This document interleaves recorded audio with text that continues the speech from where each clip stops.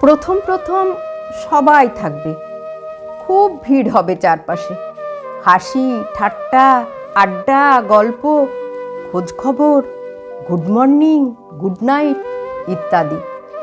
সারা দিন কথা হবে, দুর্বলতা শোনা হবে, উইকেন্ডে দেখা হবে, ঝিমঝিমে নেশা হবে। তারপর আস্তে আস্তে যখন সবটুকু জানা হয়ে যাবে, নতুন কোনো গল্প শোনার থাকবে না, বলার থাকবে না, কোথাও একটু রহস্য থাকবে না, তখন আস্তে আস্তে নিভতে শুরু করবে যোগাযোগের ঝাড়বাতি।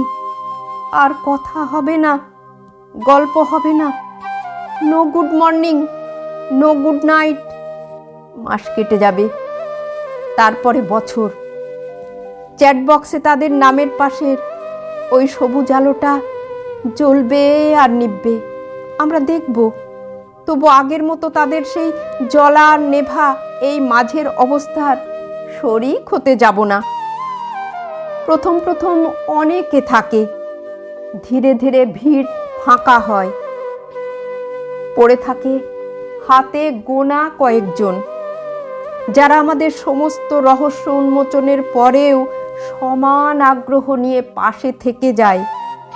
সকালে গুড মর্নিং না পেলে দুশ্চিন্তা করে, রাতে ঘুমানোর আগে গুড নাইটটা পেলে শান্তিতে ঘুম হয়।